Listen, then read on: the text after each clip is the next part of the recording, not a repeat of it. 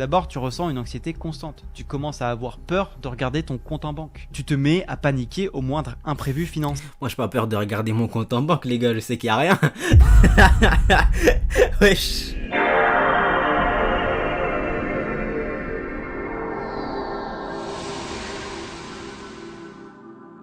Wagwan YouTube, ça dit quoi l'équipe, j'espère que vous allez bien, moi ça va, alhamdoulilah, vous connaissez votre boug. Aujourd'hui famille, on est sur une vidéo de Luis Esquier, Gen Z, la génération qui a peur d'être pauvre. Sur la miniature, il y avait marqué le mot péniaphobe.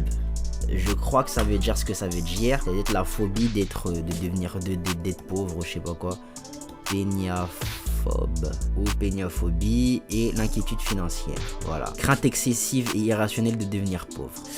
Est-ce que je suis péniaphobe les gars? Vous êtes péniaphobe les refs? Moi je pense que je suis Non, en fait phobie les gars, phobie c'est un mot très fort. C'est un mot très fort, je peux pas l'utiliser comme ça à tout va. Je suis pas sûr d'être péniaphobe, mais je sais que ça me dérangerait. C'est pas de pas finir riche, mais de finir pauvre.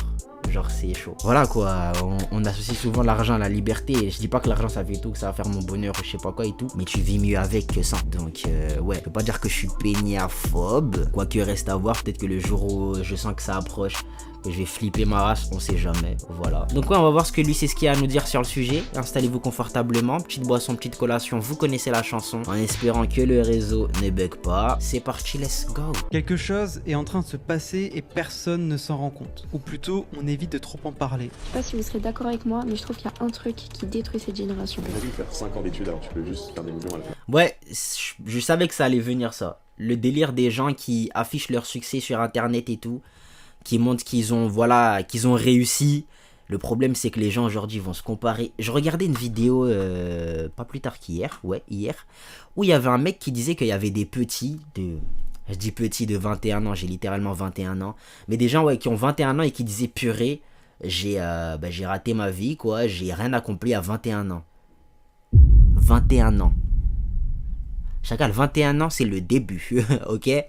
21 ans, t'as le temps encore. Il y a des gens, ça se trouve, ils n'ont pas eu leur succès jusqu'à 40 ans. Ça, à 40 ans, ça a pété. Ok? 21 ans, c'est super tôt. Voilà. Chacun son rythme, chacun son chemin.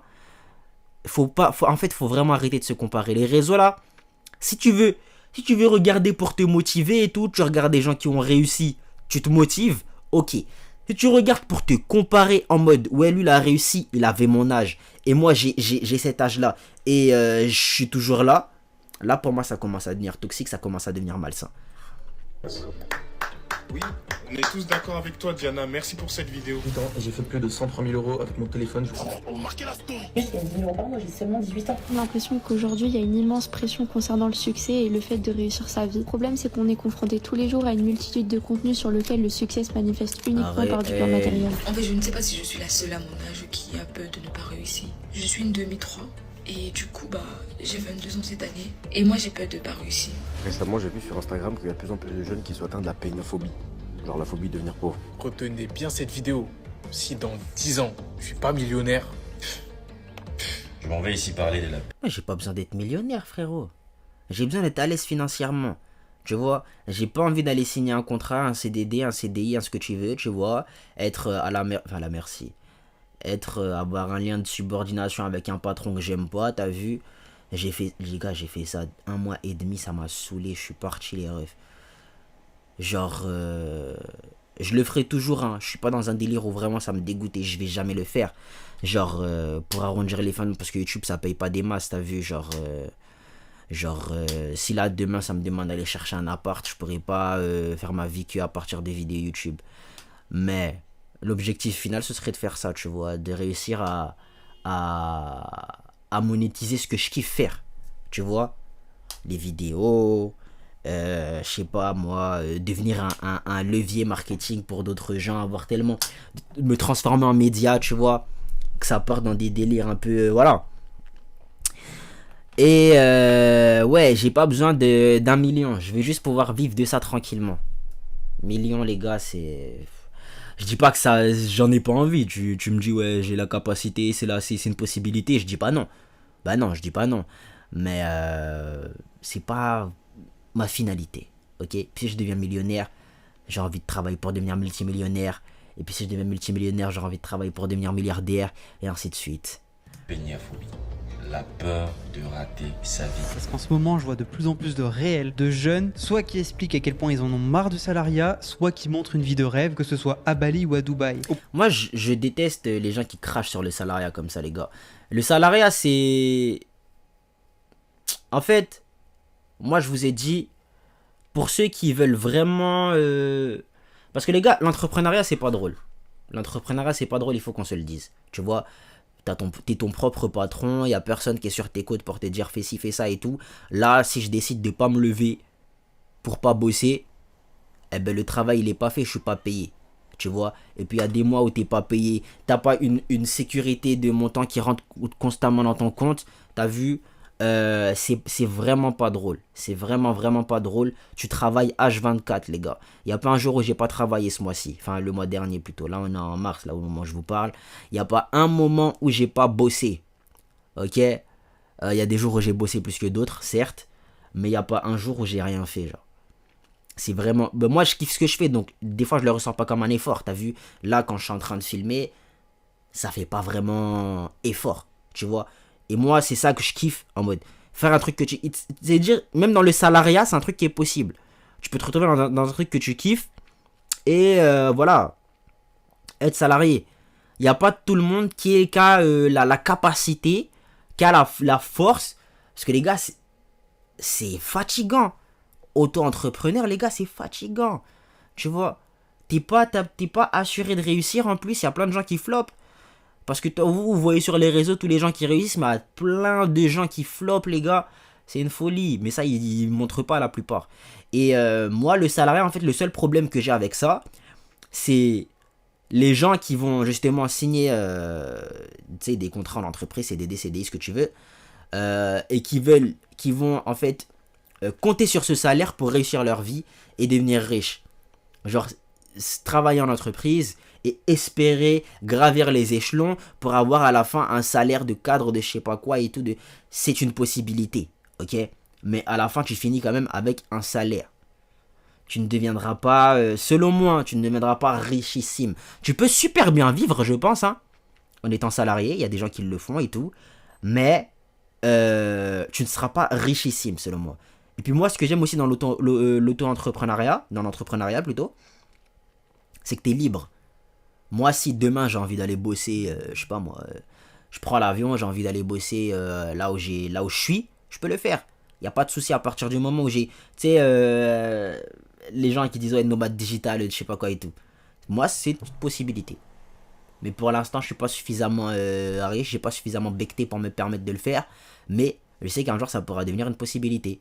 Tu vois, genre, ça fait, en fait, il y a plein d'avantages dans l'entrepreneuriat, mais il y a plein de désavantages. Mais quand tu kiffes ce que tu fais, tu es capable de passer outre et de plus voir ces avantages-là. Tu vois? Donc, faites un choix en fonction de ce que vous voulez réellement dans la vie. Et voilà, réfléchissez suffisamment pour ne pas regretter ce choix-là. C'est vraiment ça le conseil que je peux vous donner.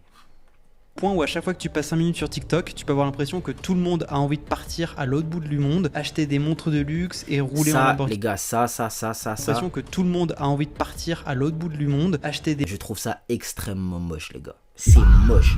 En fait, il y a des gens qui sont dans le délire de ouais, c'est cher donc c'est bien.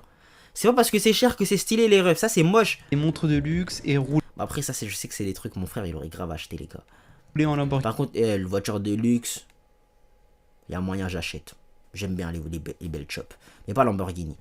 Et quand tu les vois sur les réseaux, tout a l'air accessible, normal même. Et toi, t'es assis sur ton lit, tu regardes ces mecs plus jeunes que toi vivre le rêve que tu n'arriverais même pas à imaginer. Et tu ressens quoi là maintenant? Peut-être de la frustration, de l'envie, ou même de la colère, ou peut-être même de la jalousie. J'irai peut-être pas jusque là, parce que c'est normal, chaque TikTok que tu regardes, chaque photo parfaite sur Instagram, crée en toi une illusion toxique. Celle que la réussite, c'est ça. Et cette réussite-là, elle cache un piège mortel, parce qu'à force de croire que c'est ça la norme, ton cerveau se conditionne, tu finis par te convaincre que si à 25 ans t'as pas encore ton Urus ou ton penthouse à Dubaï, c'est que t'as raté ta vie. Alors il y a vraiment quelque chose qui se passe autour de la vie. À Dubaï c'est éclaté au sol, les gars.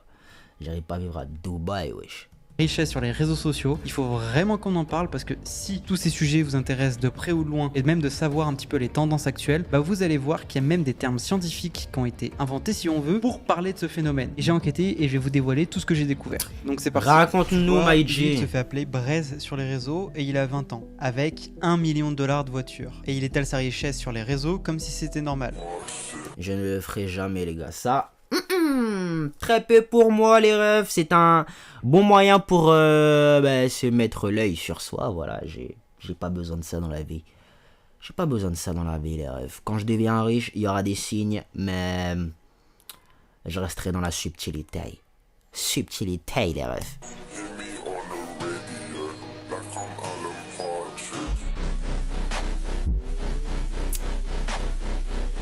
Moi, mon délire, hein, même si je suis richissime, je continuerai d'avoir un train de vie un peu normal. Enfin, je ferai des folies toujours. Mais je vais un peu vivre en dessous de mes moyens sur certains points, tu vois. Genre, je vais pas m'acheter un jet privé même si je peux. Tu vois. Genre, pour moi, tu pars trop loin dans le délire. Genre, même si j'ai les moyens. Non, merci. Grand max, je prends l'avion et je vais en première classe, en classe business et tout ce que tu veux. Mais jet privé, les refs. Oh. Et c'est pas le seul, Iman Gadzhi, Keo, Anthony Sirius, La Menace, influenceurs télé-réalité, tous montrent un certain lifestyle, des Rolex, des liasses de billets, des villas à Dubaï ou à Marbella. Et ils racontent tous la même histoire, j'ai quitté l'école, j'ai monté mon business, j'ai travaillé et aujourd'hui je suis libre, toi aussi tu peux le faire, clique sur le lien en bio. Et je vais pas faire ça. Quand ton business c'est OFM, il y a rien de valeureux dans ton récit. Genre, moi je suis pas en mode oh ouais trop la chance, non t'es dans des haramiades, non merci, vraiment non merci. Semblant d'être choqué ou indigné par ça, parce que moi aussi d'une certaine manière je joue le même jeu, mais moi ce qui m'intéressait c'est de comprendre plutôt comment ils le font, comment déjà ils réussissent à afficher une richesse extravagante à moins de 20 ans, et surtout aussi les enjeux de montrer une telle richesse à moins de 20 ans, parce que moi qui suis dans le monde du business depuis 2017, donc ça fait longtemps, je peux vous dire que j'en ai vu passer des gens qui sont comme ça à afficher une telle richesse, et entre ceux qui mentent, entre ceux qui ont réellement réussi, bah déjà, ouais, ça... On n'en parle pas, purée, j'ai pas pré-shot les trucs, mais il y a beaucoup de menteurs. Beaucoup de menteurs, surtout dans les délires d'influenceurs et tout, ceux qui vous invitent, qui essayent de vous montrer comment ils ont fait pour devenir riches, voilà, qui vont essayer de vous faire payer des formations. Pour moi, c'est les menteurs, c'est eux les menteurs. Ouais, venez, on va trader, on va faire ceci, on va faire cela. Big menteur. Et puis surtout, en fait, c'est pas commun. Donc j'ai voulu creuser et ce que j'ai découvert, bah ça m'a laissé sans voix. Et cette génération, notre génération, est devenue complètement obsédée par l'idée de s'enrichir vite. Et cette obsession ne vient pas de nulle part. Elle est soigneusement entretenue par ces influenceurs qui nous vendent la promesse d'un argent facile ou même d'une réussite rapide. Donc concrètement, comment ils font pour devenir riches? Et la vérité, en fait, est beaucoup plus complexe qu'on veut nous faire croire. Et c'est là qu'en réalité, beaucoup d'eux gagnent de l'argent, pas en faisant ce qu'ils montrent, mais plutôt en enseignant ce qu'ils montrent. Tu vois, Ouais, quand tu regardes voilà. une vidéo d'Iman Gadzhi Exactement, c'est exactement ça. C'est exactement ça, tu vois. ou d'Anthony Sirius, ils te parlent toujours de leur business en ligne, de leur méthode miracle pour faire des milliers d'euros par jour grâce au dropshipping, à l'affiliation ou aux crypto. Mais ce qu'ils oublient de dire, c'est que le véritable business, c'est pas le dropshipping, ce n'est pas la crypto et c'est pas la bourse. C'est Le les vrai business, formations. c'est de vendre l'idée même du succès financier. Le produit, c'est la formation, le coaching, la promesse que eux seuls détiennent la solution magique pour réussir. Ce que tu vois comme un lifestyle affiché sur les réseaux n'est en réalité qu'une vitrine marketing très bien orchestrée. Et pourquoi tout ça, ça marche autant? Parce qu'ils utilisent une formule simple mais extrêmement puissante, la viralité. Des formats courts, percutants qui te montrent des dashboards Shopify ou Stripe avec des revenus délirants, des success stories qui tournent en boucle sur TikTok, Instagram ou YouTube Short. Tu te souviens peut-être de la vague.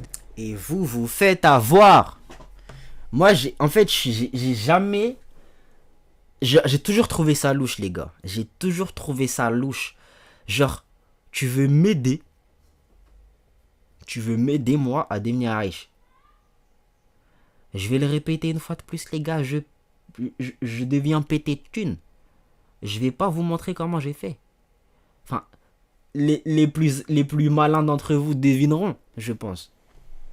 Et je vais pas vous montrer. Des NFT en 2022-2023, tout le monde se précipitait pour acheter des images pixelisées pour des milliers d'euros, simplement parce que quelques influenceurs avaient annoncé que c'était le futur. Résultat, une majorité des jeunes qui ont investi là-dedans ont perdu énormément d'argent. Mais ce qui est le plus fou, c'est qu'au-delà de cette tromperie, cette obsession révèle quelque chose de très important sur notre génération. Ces jeunes cherchent une sécurité et une liberté financière que le monde traditionnel... Ouais, et pour beaucoup, ils veulent pas faire l'effort pour ça.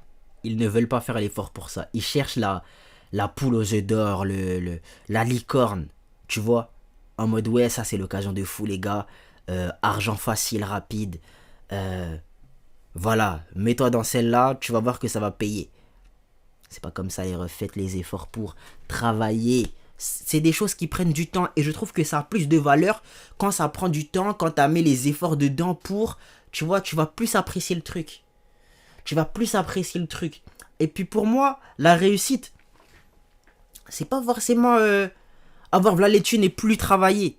Tu vois, si tu arrives à avoir v'là les thunes et que tu travailles dans quelque chose que tu kiffes, bonheur multiplié. Genre ça s'arrête pas. Ça s'arrête pas, t'es bien genre. T'es super bien.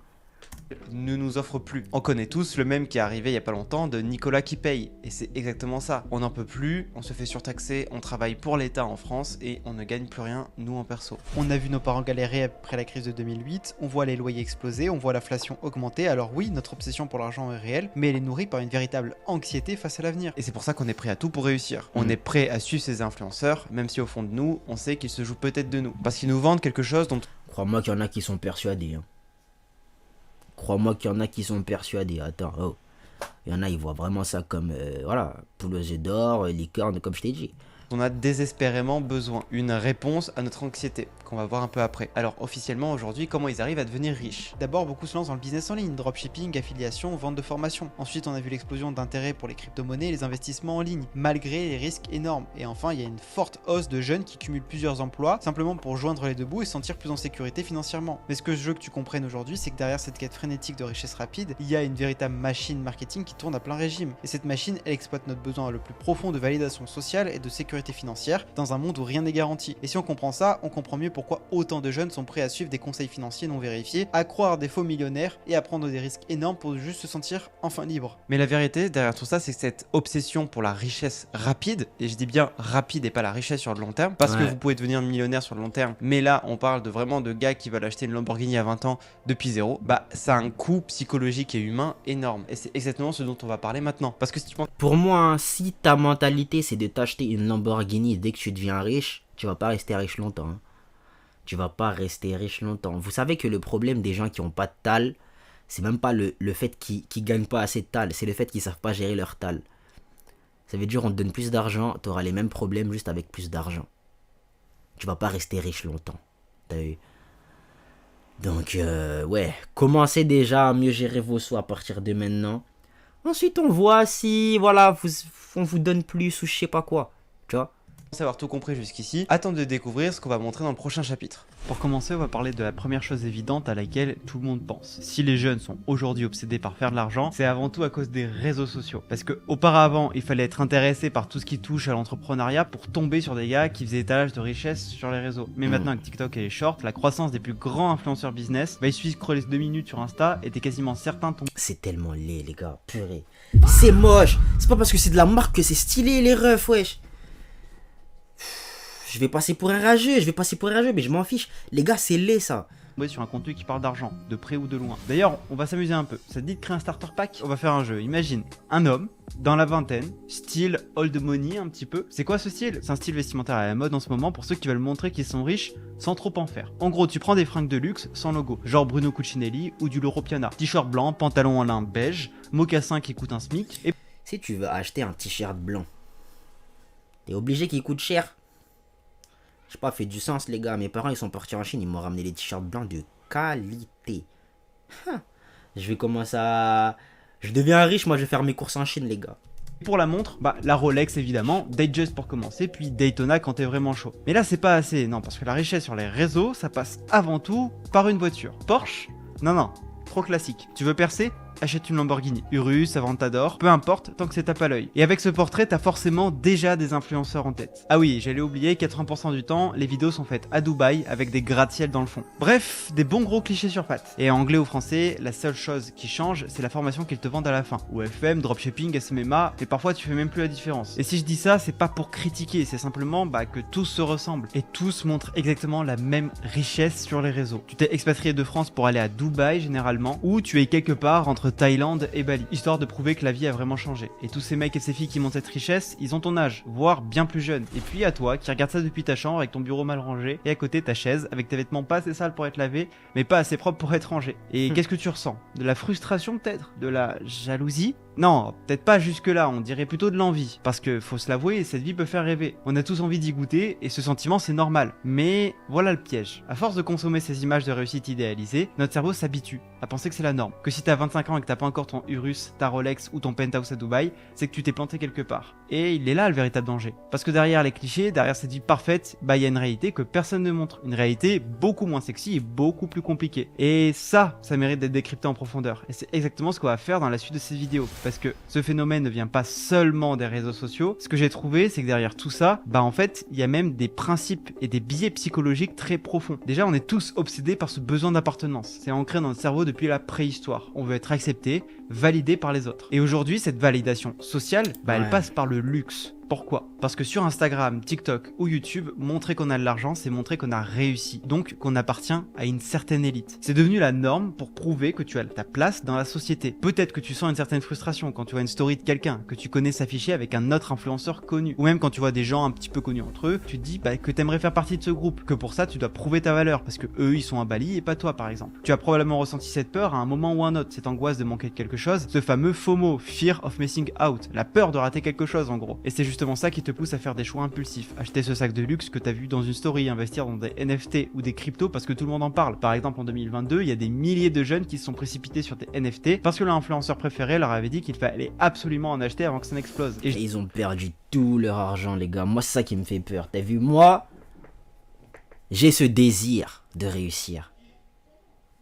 J'arrive.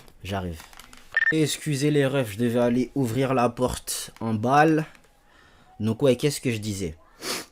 Moi, j'ai ce désir-là de réussir, de devenir riche, etc. Mais j'ai quand même des principes, t'as vu?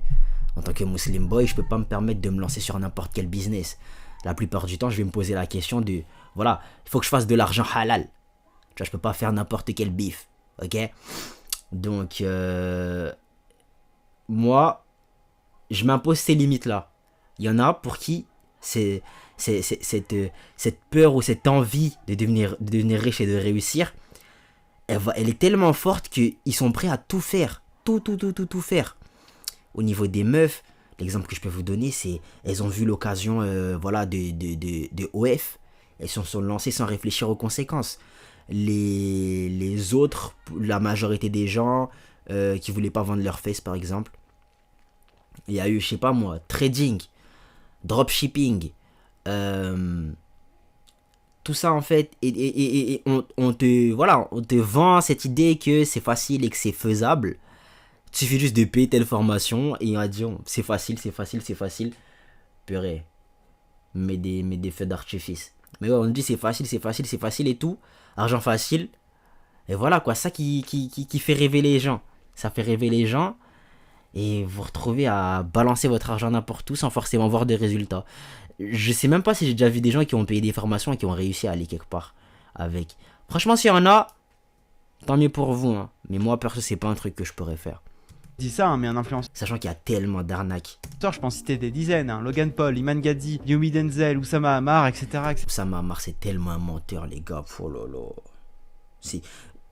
En fait, pour moi, et je pense qu'il y a d'autres bugs qui seront du même avis.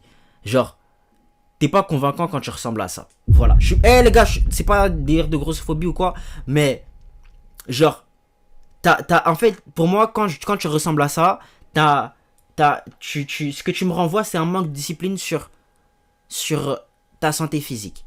Physiquement parlant, tu ne t'es pas discipliné. Tu vois? Peut-être que c'est la preuve même qu'il est riche et qu'il mange bien. Peut-être, mais moi, un mec qui ressemble... J'ai pas envie de l'écouter, genre. J'ai pas envie de l'écouter. Tu vas essayer d'écouter un mec, genre, t'as envie de finir comme lui. Tu vois, un mec comme Yomi Denzel, même si peut-être il y a des trucs chelous derrière lui et tout de je sais pas quoi, lui au moins, quand je le regarde, il peut plus facilement me convaincre. Oussama Ammar, sachant qu'il a eu des polémiques aussi derrière, genre tu fais un petit peu de recherche, tu vois que c'est un petit peu un mec bizarre. Il est pas convaincant. En ce qui me concerne, hein, il va pas me convaincre.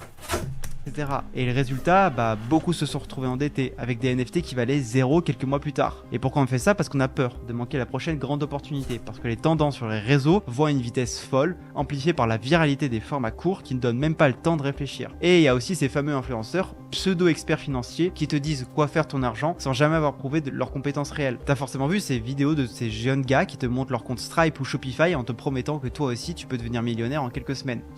Moi, ce que je trouve, c'est que beaucoup de tes chiffres sont bidons grâce à des outils comme FakeDash qui génèrent des revenus fictifs. Enter the name of your business. Enter the total earnings. The Stripe dashboard is identical one-to-one with the real one. You can use it just like if you are browsing your real dashboard. Everything works perfectly. Et en fait, c'est ça le problème avec les réseaux, c'est très binaire. Beaucoup de gens vont croire totalement ce que leur influenceur préféré va leur dire, et beaucoup de gens vont dire que c'est forcément une arnaque et que ce que leur influenceur détesté va dire, c'est forcément de la merde. Mais en fait, c'est vraiment entre les deux et c'est ce qu'on appelle la méfiance. Se méfier de tout et de ce qu'on nous dit sur les réseaux. Beaucoup de gens se méfient trop, beaucoup de gens se méfient pas assez. Et c'est ça le problème. Mais en fait, avec tout ça, moi j'ai une question qui me tarote, c'est pourquoi on est tout le temps obsédé par la richesse? Pourquoi on est obsédé autant par l'argent, par parler d'argent, par parler de Dubaï? Parce que quand on Parce que la société est faite comme ça, frérot. Bon, moi j'ai pas un délire de parler de Dubaï, parler ceci, parler cela et tout.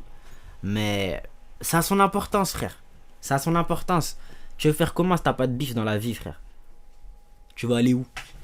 Tu vas aller où? Il y a plein de trucs que tu as envie de faire, ça nécessite d'avoir de l'argent.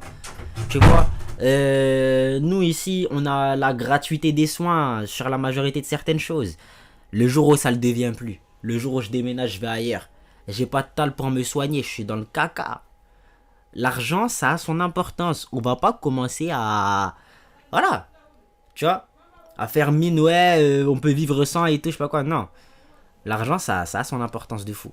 De Dubaï, on parle de richesse, on parle d'argent. Pourquoi on est autant intéressé par ça? En 2017, je venais d'avoir 17 ans, j'étais exactement comme ces jeunes que tu vois aujourd'hui sur les réseaux. Je voulais de l'argent rapide et à tout prix. Je voulais réussir vite, gagner beaucoup sans pas attendre, obsédé par cette idée d'être riche avant mes 20 ans. Puis j'ai découvert le dropshipping, acheté des formations miracles que je voyais passer sur YouTube. Tu les connais, celles qui te promettaient que tu pouvais gagner 10 000 euros par mois en travaillant limite 2 heures par jour depuis un café. Et je passais mes soirées à regarder ces vidéos de jeunes entrepreneurs qui prétendaient avoir réussi. Résultat, en fait, j'ai perdu 10 000 euros. Tout l'argent que je gagnais avec mon petit job étudiant, tout ce que je pouvais mettre de côté parti en fumée. J'ai investi dans des boutiques Shopify qui n'ont jamais décollé. J'ai payé des formations qui m'ont jamais rien apporté parce qu'elles me apportaient pas des compétences. Bref, je suis tombé dans ce piège de richesse facile. Et le pire, c'est que je ne pouvais pas m'arrêter. J'étais coincé dans une spirale où je continuais à me comparer constamment aux autres. Chaque matin, je me réveillais en regardant des jeunes sur Instagram réussir, gagner de l'argent, vivre le lifestyle que je voulais. Et moi, à côté, j'avais juste l'impression d'être nul. Et c'est à ce moment-là que j'ai commencé à ressentir ce qu'on appelle le syndrome de l'imposteur. Je voyais des gens réussir, je pensais que moi je n'avais rien à offrir, que je méritais pas de réussir. Je me sentais anxieux, je dormais mal, avec constamment cette voix dans ma tête qui me répétait « T'es pas à la hauteur, t'y arriveras jamais ». J'étais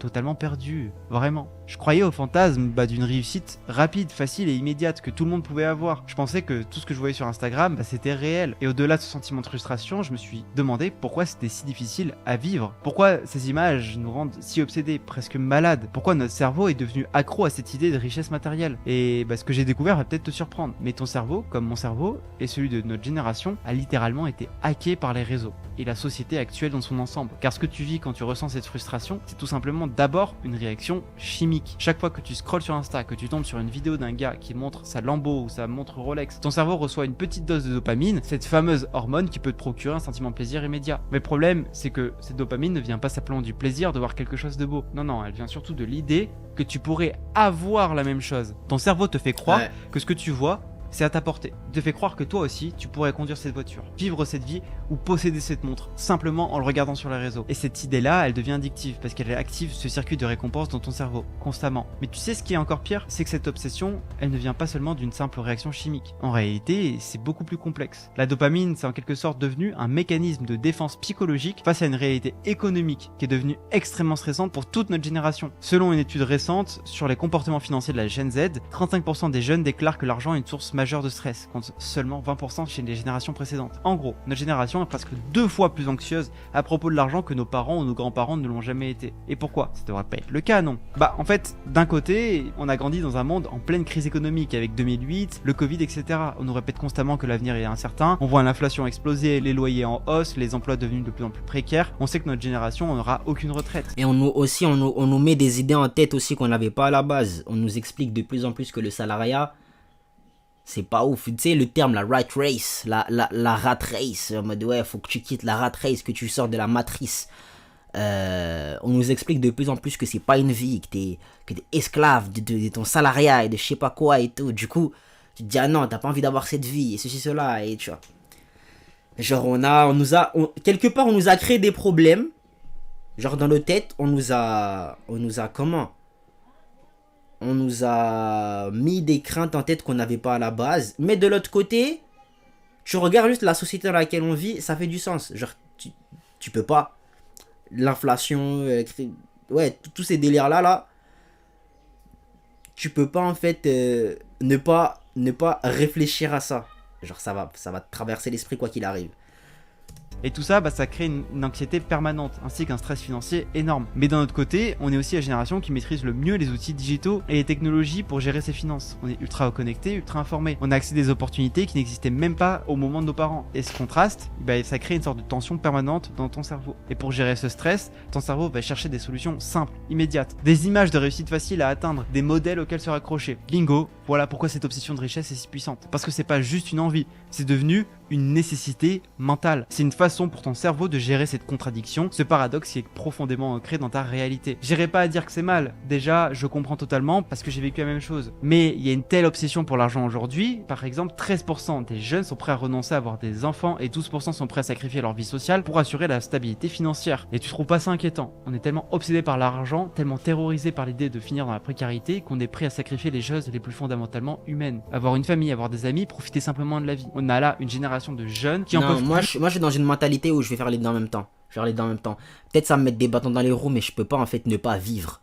T'as vu? Je fais des sacrifices et tout dans ma vie de tous les jours. Y a des trucs que je m'empêche de faire. Mais c'est juste que je les fais moins que d'habitude. C'est pas en mode je vais plus les faire du tout parce que faut que je m'assure ma richesse, voilà, que je m'assure ma réussite. Non. Faut que je trouve une sorte d'équilibre. Bon, l'équilibre très déséquilibré entre nous. Mais, voilà, réussir à... Tu vois, faire... en fait, pas supprimer des choses de ma vie sociale déjà. Genre, si là, demain, je vais... Bon, un gosse, j'avoue que c'est un giga gouffre financier. Genre, je vais peut-être pas abuser et faire un gosse demain. Mais...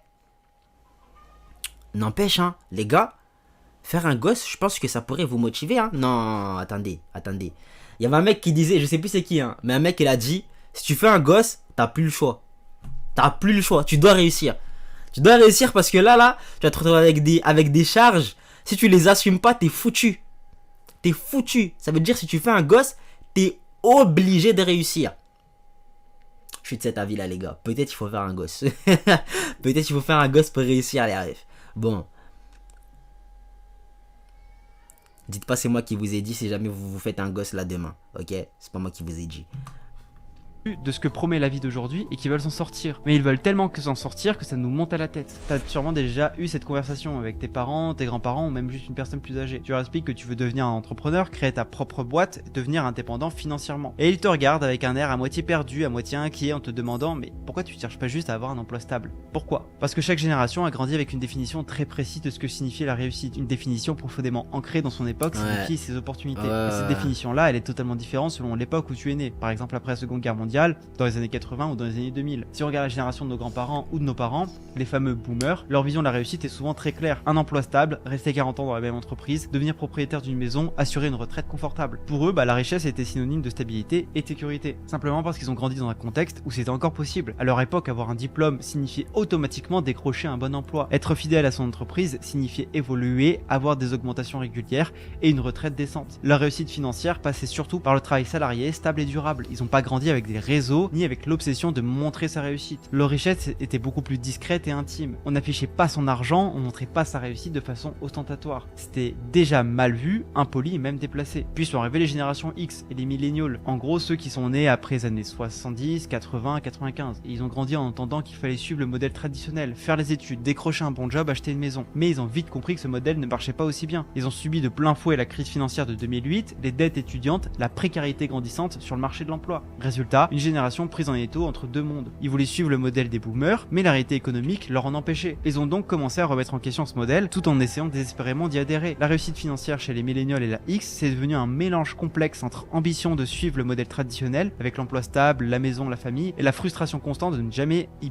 parvenir pleinement à cause des conditions économiques devenues trop difficiles. Ils se sont retrouvés coincés à rêver d'une vie plus stable tout en ayant du mal à l'obtenir. Et puis arrivait notre génération, la génération Z, née entre 95 et 2010. Nous, on a grandi directement dans ce contexte économique extrêmement incertain, avec la pauvreté, précarité, crise et répétition, inflation qui explose, et surtout, l'émergence massive des réseaux. Et notre vision de la réussite a totalement basculé. Pourquoi chercher un emploi stable quand on sait que ça n'existe presque plus? Pourquoi chercher à rester fidèle à une entreprise quand on sait qu'on sera remplacé sans scrupule si la boîte doit réduire ses coûts? On est devenu la génération qui ne rêve plus de stabilité, mais d'indépendance totale. Notre réussite financière... Rien qu'à voir ceux qui ont des emplois, hein. Dans ceux qui ont des emplois dans notre génération, il n'y en a aucun qui reste longtemps genre dans une entreprise. Les gens ils changent, ils bougent, ils aiment bouger en fait, tu vois. Même si tu arrives à avoir un job, t'as pas envie de rester là-bas toute ta vie. Tu vois, beaucoup ils aiment le changement. Donc ouais, les mentalités ont changé et peu importe tes ambitions dans la vie, ça se voit, tu vois. Même si toi ton délire c'est le salariat, c'est pas tu vas pas gérer le même truc que les générations précédentes. Par l'entrepreneuriat, les side jobs, les revenus multiples, les crypto-monnaies ou même le marketing en ligne. On veut plus dépendre d'un employeur ni même d'un état-providence qui est défaillant. La richesse, elle est plus discrète pour nous. Elle est affichée, revendiquée et glorifiée sur TikTok, Instagram et YouTube. On assume ouvertement vouloir devenir riche, non seulement parce que c'est nécessaire pour survivre dans notre contexte économique, mais aussi parce que notre cerveau a été conditionné avec cette exposition permanente à la richesse affichée en ligne. Cette différence fondamentale explique pourquoi les générations précédentes comprennent pas notre obsession pour la richesse aujourd'hui. Pour eux, on est superficiel, impatient et déconnecté. Pour eux, vouloir devenir riche à tout prix, ça a aucun sens. C'est presque immoral. C'est un petit peu la gauche caviar, parce que leur réalité économique, leur contexte social était complètement différent. Mais ce qu'ils voient pas, c'est que notre génération était forcée de repenser complètement la définition même de réussite. On n'a pas choisi notre obsession, elle s'est imposée à nous comme une réponse à un monde économique devenu ultra précaire, incertain et où la pauvreté guette de plus en plus les Français. Mais c'est pour ça que les conversations entre générations sont compliquées, remplies d'incompréhension et tendues, parce que nous partageons pas les mêmes repères, les mêmes ambitions et les mêmes attentes. On n'a même pas encore évoqué la génération alpha, ceux qui sont nés après 2010, et les générations suivantes qui grandissent avec un environnement encore plus saturé. Alors eux, pour l'instant, je ne vois pas, je sais pas, hein. Vous me direz peut-être le contraire. Mais pour l'instant, je ne vois pas chez ces petits une once d'ambition dans quoi que ce soit. J'ai l'impression que leur délire, c'est les brainrot, Fortnite et les puffs. Ouais. Je ne vois pas une once d'ambition dans cette génération. Après, bon, comment j'en parle, ça fait un petit peu vieux aigri. Peut-être que les choses changeront, mais en tout cas, j'espère. Et puis, c'est pas tous les petits qui sont comme ça. Mais il y en a beaucoup. Il y en a beaucoup pour qui c'est le cas. Et je trouve ça dommage. Croyez en vos rêves. Genre, si vous avez un rêve, il faut y croire, les gars. Faire les efforts, genre, bosser dedans pour réussir. T'as vu, quand je vois des petits qui veulent percer dans le foot, les gars, j'aime, je kiffe. Mais tu es là, t'es pas assez à fond. Il y en a, ils sont pas à fond. Ils ont pas d'inspi. Par l'obsession et la réussite matérielle. Eux, ils grandissent directement avec des influenceurs millionnaires à 15 ans, avec des crypto-monnaies, des NFT comme norme, avec une vision encore plus exacerbée de la richesse. Imagine ce que ça va donner dans quelques années. Imagine les conséquences psychologiques, sociales et économiques pour une génération qui sera née directement avec cette obsession, sans même connaître autre chose. Et aujourd'hui, toutes ces sensations, elles portent un nom scientifique, qu'on appelle la péniaphobie, la peur d'être pauvre. La peur de finir pauvre. C'est une peur irrationnelle et maladive de manquer d'argent. Et ça peut paraître fou dit comme ça, mais c'est devenu une réalité quotidienne pour énormément de jeunes. C'est une véritable obsession qui peut littéralement paralyser ta vie. Cette peur, elle te bouffe ta tête jour et nuit. Tu te réveilles avec, tu t'endors avec. Et ça te crée une pression énorme. Et surtout chez les jeunes. Parce que ce que tu vois sur les réseaux sociaux, c'est la perfection. Des vies parfaites, des voyages parfaits, des comptes en banque remplis. Sauf que toi, derrière ton écran, tu compares ta réalité imparfaite à cette illusion de perfection. Et ça, c'est dévastateur. D'abord, tu ressens une anxiété constante. Tu commences à avoir peur de regarder ton compte en banque. Tu te mets à paniquer au moindre imprévu financier. Moi, j'ai pas peur de regarder mon compte en banque, les gars. Je sais qu'il y a rien. Wesh. Pourquoi t'as peur de regarder? Normalement, tu sais, hein. Normalement, tu sais. Tu vois, les prélèvements, tu les connais. Les virements, tu les connais, frérot. Pour moi, j'ai pas à avoir peur. Genre, je sais ce qui se passe. Tu vas avoir peur de quoi? parce que dans ta tête, tu penses toujours que t'as pas assez, que tu devrais gagner plus, que tu es en retard. Et on peut même aller plus loin, c'est que quand cette obsession devient maladive, bah elle porte un nom scientifique, médical, officiel. Et pourtant presque personne n'en parle. Ça s'appelle la dysmorphie financière. C'est exactement la même chose que la dysmorphie corporelle. Tu sais, c'est cette maladie que quand tu regardes dans le miroir, tu ne vois que tes défauts. T'as beau être bien foutu, tu te sens toujours gros, trop maigre, trop ceci, trop cela. Eh bien la dysmorphie financière, c'est pareil, mais avec l'argent. Ça veut dire quoi concrètement? Ça veut dire que même quand tu gagnes bien ta vie, même quand t'as tout ce qu'il te faut pour être heureux, bah tu vois ce que tu n'as pas. Tu gagnes 3 000 € par mois, tu vois que ceux qui gagnent 10 000 € et tu dis que t'as pas assez. Tu gagnes 10 000 € par mois, tu vois ceux qui sont à 100 000 € par mois et tu n'as pas assez. Tu gagnes 100 000 € par mois, tu vois que les millionnaires. Et à chaque fois, c'est la même chose. Tu te dis, je ne suis pas assez riche. Je sais parce que j'ai vécu. Quand j'ai gagné mes premiers 10 000 €, je pensais déjà qu'à atteindre les 5 000. Quand j'ai atteint les 5 000 €, je pensais atteindre les 10 000 €. Moi, je pense que c'est un problème de reconnaissance. C'est un problème de reconnaissance, t'as vu? Pour moi, il n'y a pas de mal à avoir la niaque, l'envie de faire plus, tu vois. Beaucoup de gens qui sont ambitieux, c'est comme ça qu'ils fonctionnent, t'as vu? T'as ça, tu veux faire plus. Tu vois, pour moi, il n'y a pas de mal à être comme ça. Juste, sois reconnaissant de ce que t'as déjà avant d'aller chercher plus. C'est plus ça, tu vois. Genre, pour moi, il n'y a pas de mal, encore une fois, à vouloir plus. Juste, apprécie ce que t'as pour commencer. Ensuite, on parle d'un peu plus et tout, et de ça, tu vois. J'étais obsédé parce que je n'avais pas encore. Est-ce que tu sais pourquoi ça se produit ça? Parce que ton cerveau est câblé pour s'adapter. Quand j'ai atteint mes premiers 10 000 € par mois, je me suis tout de suite dit, ouais, allez, go chercher les 100 000. Et en psychologie, ça s'appelle l'adaptation hédonique. Tu peux gagner 10 fois plus que demain, ça te rendra heureux quelques semaines, quelques mois. Et après, ton cerveau s'habitue, il te pousse à vouloir plus. Tu es toujours insatisfait, toujours frustré, toujours angoissé. Et le vrai problème, c'est pas juste que ça te rend malheureux, c'est que cette maladie te pousse à faire n'importe quoi pour essayer de rattraper un retard imaginaire. Parce que tu te compares à des gens qui n'ont pas eu le même background que toi. Tu prends des risques financiers que tu n'aurais jamais pris, tu prends des risques avec ta vie que tu n'aurais jamais pris. T'achètes une voiture ou une montre que tu peux pas vraiment te permettre, ou tu te mets en pression pour réussir vite, trop vite. Et quand tu échoues, tu t'effondres complètement persuadé que ça pour le coup ça m'arrive. Ça pour le coup ça m'arrive, je me mets beaucoup la pression moi. Je mets beaucoup la pression à ce niveau-là. J'ai vraiment, en fait, j'ai une sorte de pression au niveau de ma famille qui pense que je fais un peu n'importe quoi, tu vois. Du coup, j'ai cette pression de vouloir réussir très vite pour pouvoir en fait montrer que c'est pas n'importe quoi ce que je fais, tu vois, vraiment prouver en fait. Et je trouve pas ça sain. Je trouve pas ça sain parce qu'à un moment, tu finis pas par le faire pour toi. Tu fais pas les trucs pour toi, tu le fais pour montrer aux autres, t'as vu. Et je trouve pas ça ouf. Du coup, des fois, j'essaie de me recentrer et tout, de me dire, bon, le truc, je le fais pour moi. Et puis, si les autres, ils... En fait, vas-y, dans tous les cas, je me dis, ça changera rien si je leur montre. Genre, je me dis, ça changera rien à la fin si je leur montre, t'as vu. Juste, moi, j'aurais réussi et puis c'est tout. Genre, faut que je base, en fait, mon bonheur dans cette réussite. Il faut que ça recentré que sur moi, tu vois. Une fois que j'ai réussi à faire ce que je voulais faire, que moi, ça me satisfasse. Oula, je sais pas parler français. Que ce soit suffisant pour me satisfaire. Tu vois, genre que j'essaye pas de baser mon bonheur de la réussite sur les autres. Genre vraiment. C'est là que les réseaux amplifient le problème, parce qu'ils ne te montrent jamais la réalité. Et puis revient ce syndrome de l'imposteur dont on a parlé. Tu vois tellement de jeunes qui réussissent vite, qui affichent leur réussite financière en quelques mois, bah que toi tu commences à te demander si t'es... Les gars, réussir vite, ça n'a pas de sens. Les choses prennent du temps, ok? Et puis, si tu réussis vite, tu auras le problème d'essayer de maintenir cette réussite-là, tu vois? Faire un truc qui pète une seule fois, c'est nul. Faire un truc qui pète plusieurs fois sur l'année, c'est mieux. Et que ça dure aussi dans le long terme, c'est beaucoup mieux.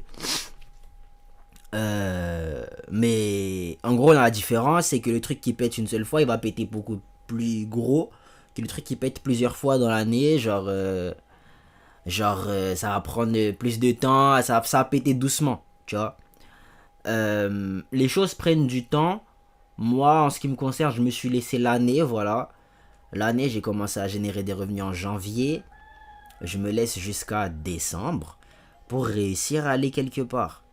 Genre, générer au moins un salaire normal. Juste un salaire normal pour vivre chill, tranquille. T'as vu? Et ensuite, on va chercher les sommes aberrantes. Voilà. légitime, si t'es capable de réussir. Tu penses que t'es une merde. Ouais, une merde. Que t'as aucune valeur parce que t'as pas encore réussi à atteindre les résultats. J'avais lu un témoignage sur Reddit d'un jeune qui disait qu'il a 25 ans, qu'il bosse depuis 3 ans et que quand il regarde Instagram, il a l'impression de totalement rater sa vie. Il se dit, j'ai constamment cette voix dans ma tête qui me dit, tu ne réussiras jamais, t'es nul. Et ce sentiment, c'est exactement ce que beaucoup d'entre nous ressentent. On finit par... Pour moi, c'est pas hardcore. C'est pas aussi hardcore, les gars. C'est... Moi, c'est plus... Je le vois, je fais... Je vais réussir, je vais réussir, je vais réussir, je vais réussir. Je me le dis constamment, je vais réussir, je vais réussir. Croire que si on n'est pas riche rapidement, c'est parce qu'on n'est pas assez bon, que ça détruit l'estime de soi, la confiance en soi. Et enfin, il y a la dépression. Cette pression sociale constante peut littéralement te détruire mentalement. J'ai vu des témoignages sur des forums de jeunes qui racontent à quel point ils se sentent seuls, tristes, sans espoir, parce qu'ils n'arrivent pas à atteindre ce niveau de richesse qu'on leur fait miroiter chaque jour. C'est la triste réalité derrière cette obsession pour la richesse. J'ai vu d'ailleurs des vidéos de gens qui sont à Dubaï, qui s'expatrient à Dubaï, qui parlent de leur rapport à l'argent à Dubaï. Sans citer personne, vous avez juste à regarder mon avis sur Dubaï après 1 an là-bas ou après 2 ans là-bas, et c'est des gens qui arrêtent pas de dire qu'à Dubaï tout le monde voit la vie par le prisme de l'argent, qui se disent que dans un sens ça les fait performer, mais dans un autre sens ils se disent que c'est triste cette vie où ils sont tout le temps drivés que par l'argent et ils voient pas le reste, et ils acceptent d'être dans cette obsession un petit peu bizarre, un petit peu dérangeante. Ok, c'est la triste réalité derrière cette obsession pour la richesse. C'est pas juste une ambition, c'est devenu une sorte de maladie collective alimentée par les réseaux sociaux, et on nous montre des résultats tellement irréalistes, tellement exagérés que ça crée un décalage énorme entre nos attentes et la réalité. Mais tu vois, là on va rentrer... Ces gens-là, le jour où on dit on s'en fout que vous soyez riches, je pense que ça va leur faire un truc. Parce que j'ai l'impression que ce qui leur fait kiffer, c'est que les gens ils leur disent ah ouais super, j'aimerais trop avoir ta vie, j'aimerais trop ceci, j'aimerais trop cela. Pour moi, je pense que c'est ce qui les pousse à justement s'afficher dans ces situations-là avec des quichetas et des belles voitures et ceci, cela. Genre, s'il y avait personne pour voir que tu étais riche, tu t'en foutrais d'être riche. Genre, si ça n'avait aucun intérêt d'être riche, imagine on inverse les tendances. On dit ouais, demain, être pauvre c'est grave à la mode. Être pauvre c'est archi à la mode. Eh ben, ta richesse là, on s'en fichera un peu, tu vois. Bon, ça m'étonnerait que ça arrive un jour. Mais, en ce qui me concerne, mon avis sur les gens qui affichent autant leur richesse, c'est que justement, ils attendent toutes ces réactions en fait.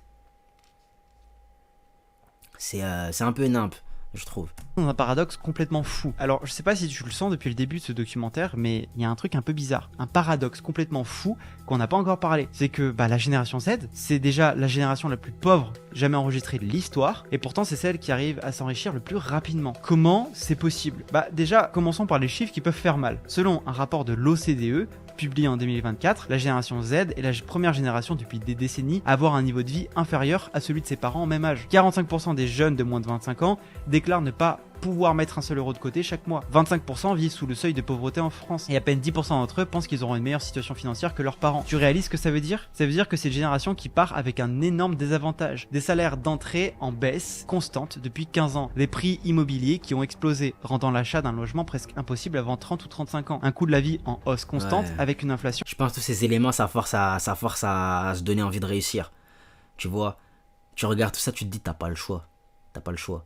Qui a atteint 7,4% en France en 2024. On est littéralement en train de se noyer. Et pourtant, c'est aussi la génération qui produit le plus rapidement des millionnaires. Comment on explique ce paradoxe? Déjà parce que la génération Z est la première génération à vivre dans le digital, dans Internet. C'est la génération qui a grandi avec Insta, TikTok et YouTube. C'est la génération qui maîtrise des outils digitaux mieux que n'importe qui avant elle. Et ça, déjà, ça change tout. Parce que selon une étude de Forbes en 2024, la majorité des millionnaires de moins de 30 ans aujourd'hui ont fait fortune grâce au digital. Près de 40% des nouveaux millionnaires sont issus de la génération Z et la plupart d'entre eux ont fait fortune en moins de 3 ans, et plus de 60% des entrepreneurs digitaux de moins de 25 ans génèrent au moins 10 000 euros par mois, soit presque 3 fois le salaire moyen des Français. Et tout ça grâce à des activités qui n'existaient pas il y a encore 10 ans. Créateurs de contenu, influenceurs, dropshippers, traders, crypto. C'est simple, en 2024, un rapport de la banque UBS révélait que les jeunes investisseurs en crypto-monnaie, majoritairement issus de la Gen Z, représentaient près de 35% des nouveaux millionnaires mondiaux. Donc c'est comme ça qu'on arrive à une génération qui arrive à s'enrichir vite grâce à Internet, grâce au Web3. Mais comment on peut avoir aussi la génération la plus pauvre et celle qui s'enrichit le plus vite? La réponse est simple, parce qu'on est en train d'assister à un fossé énorme entre deux réalités complètement différentes. D'un côté, t'as une majorité de jeunes coincés dans un modèle traditionnel qui ne fonctionne plus, des jeunes qui suivent le système classique avec études longues, CDI, salaire bas et loyer trop cher, et se retrouvent écrasés sous le poids de la réalité économique. Et de l'autre, t'as une minorité de jeunes qui ont compris quelque chose de crucial, qu'on ne peut plus compter sur les études classiques, qu'on ne peut plus attendre que quelqu'un vienne nous sauver, et que la seule solution viable, c'est d'enrichir par soi-même en utilisant Internet. Et ce fossé, il est brutal, il est violent, parce que pendant qu'une majorité galère, une minorité explose littéralement tous les records d'enrichissement. Mais attention, tout ça ne veut pas dire que c'est facile, ça ne veut pas dire que tout le monde va vas devenir riche avec Instagram ou la crypto. Ça veut dire que pour la première fois, la réussite n'est plus limitée par ton diplôme, ton réseau ou ton milieu social. Pour la première fois, elle dépend uniquement de ta capacité à comprendre le monde dans lequel tu vis. Tu es pauvre. Et ça, c'est stylé, les gars. Ça, c'est stylé, c'est beau, bordel. Si tu restes dans l'ancien monde, tu peux devenir riche très vite si tu maîtrises les nouvelles règles du jeu. Mais là, je dois te prévenir d'un truc important. Parce que ce fossé entre ces deux réalités, c'est en train de créer des tensions énormes. Ça peut créer de l'envie, de la jalousie, de la frustration et de la colère. Et surtout, ça alimente le plus grand piège de notre génération. Un piège qui peut te détruire si tu n'en prends pas conscience très vite. Tu veux vraiment que je te dise la vérité? Cette obsession pour la richesse, cette envie profonde de devenir riche, libre, indépendant, bah en fait, je suis pas là pour dire qu'il faut pas l'avoir. Mais elle vient avec un prix à payer. Et ce prix, c'est pas seulement de travailler dur, de prendre des risques et d'être discipliné. Ça, c'est juste la surface, c'est ce qu'on te dit. Le vrai fardeau que tu dois accepter si t'es obsédé par... Je sais ce qu'il va dire. Il va dire, c'est d'accepter que tu vas pas réussir forcément. Cette réussite, bah, c'est beaucoup plus profond. Et en fait, il n'y a pas beaucoup de personnes qui en parlent. Donc si tu veux aujourd'hui être obsédé par la richesse, le succès, tu dois être prêt à affronter 3 choses que très peu de gens peuvent supporter. Déjà, c'est la solitude dans ta tête. Parce que ça, personne... Bon, ça c'est vrai. Je pense que j'ai peut-être raté ma théorie. Pour le coup, la solitude, c'est réel. Je passe énormément de moments seul. Où des fois je veux moi-même m'isoler pour pouvoir mieux bosser. C'est un truc et c'est réel, c'est vraiment trop vrai, genre.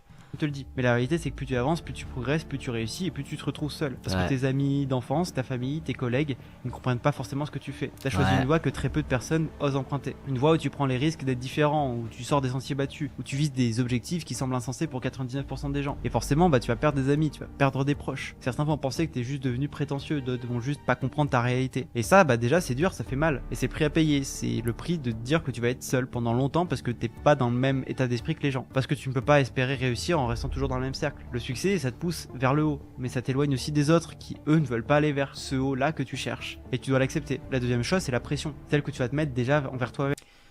Purée, je me reconnais tellement dans tout ce qu'il dit, les gars. Tu te mets une pression, genre abusée. Y a personne. Yeah. Si tu penses qu'un jour t'es dans un emploi, ton patron il te met la pression, la vérité, y a personne qui peut plus te mettre la pression que toi-même. Je te promets. Parce que déjà tu vas être obsédé par la richesse, donc tu vas te foutre une pression énorme pour vouloir t'enrichir. Et aussi une fois que tu as commencé à t'enrichir, une fois que tu as goûté cette obsession de la réussite, c'est difficile de s'arrêter. Tu peux difficilement revenir en arrière. Déjà tu ne peux plus te contenter d'un salaire fixe, d'un job stable et d'une vie tranquille. Cette pression, elle te quitte difficilement. Elle est là dès que tu te réveilles, elle t'accompagne toute la journée, elle te suit même dans ton sommeil. Et si t'arrives pas à gérer cette pression, tu vas être constamment stressé, anxieux, sur le fil du rasoir. Parce que tu sais que si tu échoues, tu n'as personne à blâmer à part toi-même. Tu n'as pas un patron pour encaisser à ta place, pas de collègues pour partager tes responsabilités. Non, c'est que toi. Tout repose sur tes épaules. Mais tu sais quoi? Cette pression, elle te rend aussi meilleur. Elle te pousse à te dépasser, à donner le meilleur de toi-même. Elle te force à devenir la personne que tu es censé vraiment devenir. Et enfin, la troisième chose, c'est la peur. La peur constante, permanente, presque paralysante. La peur de perdre tout ce que tu as construit. Parce que tu sais que rien n'est jamais acquis. Rien n'est garanti. Ton succès peut disparaître du jour au lendemain. Ton business peut s'effondrer. Ta vie peut basculer en un instant. Et cette peur, elle peut te maintenir éveillé la nuit. Elle t'empêche parfois de savourer pleinement tes réussites, parce que tu es toujours sur le qui-vive, toujours en alerte, toujours prêt à rebondir si tout s'écroule. Mais tu veux savoir ce qu'elle a de bon aussi cette peur, c'est qu'elle te pousse à rester humble, à continuer d'apprendre, à continuer d'avancer, même quand tu penses avoir réussi. C'est cette peur qui fait que tu ne deviens jamais arrogant, jamais complaisant, jamais satisfait à 100%. C'est elle qui te garde en vie, qui te garde motivé, qui te garde affûté. Et malgré tout ça, malgré la solitude, la peur, la pression, tu risques d'adorer travailler sur cette obsession. Parce que bosser sur des projets où tu n'es pas limité par un salaire, où personne te dit jusqu'où tu peux aller, où tu n'as pas de plafond, bah en fait c'est incroyable. C'est gratifiant. C'est tellement toi. Tu n'as pas à t'ensurer, à être bridé, à freiner ton ambition. C'est toi, 100% toi. Tu peux donner tout ce que tu as, tout ce que tu es. C'est pour ça que malgré le fardeau... Tu comptes même pas les heures, les gars. Moi, quand je bosse, je compte pas. Je compte pas les heures. Je pourrais dire, j'ai commencé à travailler à telle heure, je me suis arrêté de travailler à telle heure. Mais je vais pas commencer à me dire, allez, là, je fais ça et puis je m'arrête et puis ça et c'est bon. Tu veux faire toujours plus. Genre, comme tu sais que c'est pour toi, c'est que toi qui te le demande. C'est trop bien, genre. Malgré les sacrifices, malgré tout ce que tu dois accepter pour atteindre ces réussites, tu vas quand même kiffer ce chemin. Parce que c'est là où tu te sens le plus vivant. C'est là où tu construis ta légende personnelle, celle que personne d'autre que toi ne peut écrire. Mais tu dois accepter ce fardeau, accepter cette solitude, accepter cette pression et accepter cette peur. Et c'est ça qui fait que tu peux réussir. Si tu n'acceptes pas tout ça, tu peux que difficilement réussir. Et c'est normal, c'est ok de pas l'accepter. C'est ok de pas vouloir être seul. Ok de vouloir avoir une vie stable, simple, avec un bon job, de pas vouloir être obsédé par être méga riche, mais faut comprendre que tu ne peux pas tolérer de ne pas être libre financièrement. Ça c'est quelque chose que tu dois avoir. Tu dois l'avoir parce que notre monde d'aujourd'hui... C'est pas forcément d'être riche que je veux, mais c'est libre financièrement. Genre je veux pouvoir Ne pas galérer à payer ce que j'ai envie de payer, faire ce que j'ai envie de faire quand j'ai envie de le faire avec mon argent, tu vois. Pose de l'avoir. Exactement comme il y a 100 ans où il y avait la guerre et qu'on t'imposait limite à aller aux tranchées, bah aujourd'hui c'est une guerre économique limite. Si tu veux bien vivre, si tu veux être heureux, tu dois avoir un minimum, un seuil minimum à accepter et à tolérer. Et ça, si tu passes outre, ok aujourd'hui tu seras bien, mais qui dit que demain tu seras mieux? Qui dit que demain tu seras heureux? Sans forcément dire d'être obsédé par la réussite, tu dois être obsédé par ton bonheur, ta fierté et surtout te protéger. Donc oui, moi je ne veux pas tuer l'obsession, je ne veux pas tuer l'ambition, loin de moi cette idée. Mais je dois quand même te parler des deux problèmes avec la richesse qu'on voit sur les réseaux aujourd'hui et que peu de monde parle. Bah, le premier problème c'est que quand on regarde des influenceurs qui montent beaucoup d'argent, très jeunes, on les voit poser devant une Lamborghini à 22 ans, montrer leur montre de luxe et on se dit immédiatement que lui il a réussi. Mais est-ce que c'est ça vraiment la réussite? Est-ce que réussir c'est avoir un topic de... On n'a pas tous la même définition de la réussite. Ok, faut peut-être que vous redéfinissiez votre définition de la réussite. Voilà. À quel stade dans votre vie vous pensez que vous serez le plus heureux? Je sais pas. Moi, je sais pas vraiment. Mais c'est une question qu'il faut se poser. Revenu à 22 ans puis tout perdre à 24 ans parce qu'on n'a pas su gérer, parce que tout reposait sur un château de cartes. Parce que la vérité c'est que la réussite ne se mesure pas à un instant précis, la vraie réussite elle s'évalue sur la durée. Il y a tellement d'exemples d'influenceurs qui se sont brûlés les ailes, des étoiles qui brillent fort à un moment mais qui finissent par s'éteindre parce qu'elles ont voulu aller trop vite trop fort, parce qu'elles ont tout dépensé ou parce qu'elles ont fait n'importe quoi avec leur argent. Le second problème c'est ce qu'on appelle le biais du survivant. Quand tu regardes Instagram, TikTok ou YouTube, tu ne vois que les gagnants, que ceux qui ont réussi, tu ne vois pas les 99 autres qui ont essayé. Je vous ai dit, il y a personne qui monte quand il floppe. Très peu de personnes montent quand ils flopent. Il y a la même chose mais qui se sont plantés. On t'expose seulement ceux qui sont sortis du lot et tu te dis instinctivement si lui a réussi je peux réussir. Mais on te montre jamais ceux qui ont vraiment échoué. On te montre jamais toutes ces personnes qui ont essayé les mêmes méthodes, suivi les mêmes conseils, investi les mêmes sommes et qui n'ont jamais percé. Et c'est précisément pour ça que tu dois te méfier, parce qu'on te montre que la pointe de l'iceberg. Et d'autant plus qu'on te montre ce qu'on veut sur les réseaux. Qui peut te garantir que tout ça est vrai? Qui peut te dire que leur Lamborghini n'est pas loué et que leur Rolex n'est pas à crédit, que leurs revenus sont pas gonflés grâce à des applications comme FakeDash? Et même si c'est pas une Lamborghini louée, qui te dit qu'en fait il l'a pas acheté tout seul mais qu'il l'a acheté avec des gens, qu'il l'a acheté en groupe, qui dit qu'il l'a pas acheté en faisant des choses crades, qui dit qu'en fait il l'a pas acheté à crédit, qui dit en fait qu'il l'a pas acheté en claquant tout ce qu'il avait comme économie et que toi si t'avais 200 000 euros à claquer, tu les claquerais pas dans une voiture mais tu les claquerais dans de meilleures choses. En fait il faut bien comprendre que leur choix financier ne doit pas dicter ce que toi tu dois faire. La réalité c'est qu'il est devenu tellement facile de mentir sur internet, tellement simple de simuler une vie que tu n'as pas, de créer une image de succès alors que toi tu galères peut-être en réalité. Donc quand je mets en garde contre tout ça, c'est pas pour tuer l'ambition, au contraire c'est pour te pousser à être ambitieux, pousser à être obsédé si tu veux, mais de la bonne façon. Obsédé sur le long terme, obsédé sur des vrais projets solides, obsédé sur des valeurs, une éthique et une authenticité. Parce que la vraie réussite, c'est pas un pic éphémère, c'est pas juste une vidéo ou un vlog avec une voiture, c'est pas une Rolex achetée à crédit. La vraie réussite, c'est de construire quelque chose qui dure, quelque chose que tu peux être fier dans 10, 20 ans, quelque chose qui ne repose pas sur du mensonge, mais sur du travail, du talent et une vraie vision long terme. Voilà ce qu'on doit retenir, voilà ce qu'on doit viser. Parce que la réussite, c'est un marathon, c'est pas un sprint. Donc si tu veux que je sois honnête avec toi, je vais pas jouer à l'hypocrite, je vais pas te dire d'arrêter d'être obsédé par l'argent, la réussite ou même par ce lifestyle que tu vois partout sur Instagram et TikTok. Parce que je te comprends, hein. Je suis exactement comme toi, j'ai été comme toi. Moi aussi j'ai cette voix dans la tête qui me pousse à constamment vouloir aller plus haut, à viser plus haut et à jamais me contenter de ce que j'ai déjà. Cette obsession, je la connais par cœur. Je sais ce que c'est de te réveiller chaque matin en pensant à l'argent que tu pourrais gagner, à la vie que tu pourrais vivre ou aux rêves que tu pourrais réaliser. Je sais aussi à quel point c'est épuisant, à quel point ça peut te ronger de l'intérieur. Mais écoute-moi bien. Je suis pas là pour te freiner. Je veux pas te dire arrête d'être ambitieux, c'est mal. Non. Parce que l'ambition, cette obsession, c'est ce qui peut te sauver la vie. C'est ce qui peut te pousser à sortir de la situation actuelle, à faire quelque chose d'important et à changer radicalement ton destin. Et voilà le truc. Je veux que tu sois conscient. Je veux que tu comprennes que cette obsession est à double tranchant. Tu vois, ton obsession, c'est un moteur. Mais c'est aussi ton fardeau. Parce que derrière chaque rêve que tu poursuis, il y a un prix à payer. Tu veux être riche? Bah parfait. Mais sache que tu devras faire des sacrifices, des choix difficiles. Tu devras bosser plus que les autres. Tu devras apprendre à gérer la pression, l'incertitude et les échecs. Tu veux la réussite rapide? Je comprends, mais prends conscience que la réussite rapide est souvent fragile, temporaire et illusoire. Elle peut te filer entre les doigts aussi vite qu'elle est arrivée. Ton obsession doit être ton allié et pas ton ennemi. Parce que c'est facile de devenir esclave de tes pulsions. C'est facile de tomber dans les pièges que j'ai déjà évoqués. Vouloir gagner vite sans réfléchir et finir par tout perdre. Courir après les images fausses, des réussites simulées, des fausses montres et des voitures location. Tomber dans l'illusion du fake it until you make it. Montrer une fausse réussite et ne jamais réussir à s'en sortir. Moi ce que je veux pour toi c'est simple. Que tu sois obsédé mais de la bonne manière. Sois obsédé par ton propre développement, ton propre talent et tes propres compétences. Sois obsédé par l'idée de créer quelque chose qui dure, qui compte vraiment et qui est solide sur le long terme. Sois obsédé par l'idée de devenir une meilleure personne, quelqu'un que tu respectes toi-même, pas juste quelqu'un qui impressionne les autres. Et c'est ça le vrai défi, parce que le piège ce n'est pas l'ambition ou l'obsession. Le piège, c'est l'obsession mal orientée, c'est courir après l'argent rapide, facile et sans fondement. Tu veux une obsession saine? C'est réel, alors c'est réel. Moi, plein de fois, j'ai dit, les gens qui sont dans certaines obsessions, je sais pas moi, j'ai pas d'exemple là tout de suite, mais il y a des gens, ils sont obsédés par certaines choses, genre c'est abusé, ça leur apporte pas de tal. Si ils mettaient cette énergie dans un business ou quoi que ce soit d'autre, ils pourraient faire tellement de choses. Donc moi, je le suis tellement dans réorienter l'obsession, genre. Et ça, je crois que c'est le meilleur conseil de la vidéo, enfin un des meilleurs en tout cas. Commence dès maintenant. Éduque-toi, développe une vraie compétence. Lance un projet ou un business dans lequel il y a une vraie valeur ajoutée. Comprends les règles du jeu sans jamais tomber dans les pièges faciles des faux riches. Parce que je veux être clair avec toi, l'obsession c'est la plus grande force, mais c'est aussi ton plus grand danger. Et je te dis tout ça parce que je l'ai vécu. Donc sois obsédé, sois ambitieux, sois déterminé, mais surtout, sois conscient de tout ça. Parce que ce que tu vas faire aujourd'hui va déterminer ce que tu vas devenir demain. Donc fais les bons choix. Et deviens cette personne que tu rêves vraiment d'être. Et si tu veux commencer à développer un projet qui peut te permettre d'être libre financièrement, promets en description. Énervé, Louis c'est ce qui est. Je mets un petit like. Je mets un petit like. On aura retenu quoi aujourd'hui? On aura retenu que... Pardon. On aura retenu que... il faut être obsédé de la bonne manière. Voilà, surtout le dernier conseil. Du coup, facile à retenir celui-là. Il faut faire attention à ce qu'on voit sur les réseaux. Une fois de plus, questionner tout ce que vous voyez.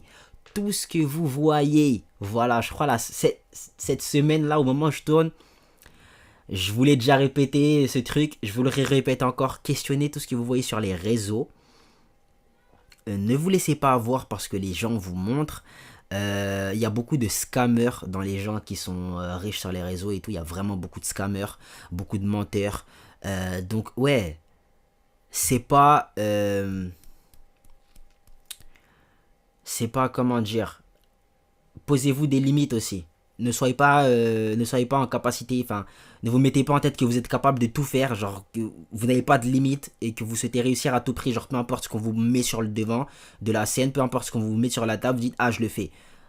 Genre imposez-vous des limites. Et certaines choses prennent du temps, voilà, certaines choses prennent du temps. L'argent facile ça n'existe pas, voilà. Il faut avoir la patience d'aller où est-ce qu'on a envie d'aller. Ouais. Je pense qu'on va se quitter là-dessus. Et voilà la Mifzer. Vous me direz ce que vous en avez pensé dans les commentaires. Nous on se dit à la prochaine pour la prochaine. Vous savez quoi faire pour donner là ce fort. Ciao les nazes. Et devenez riches.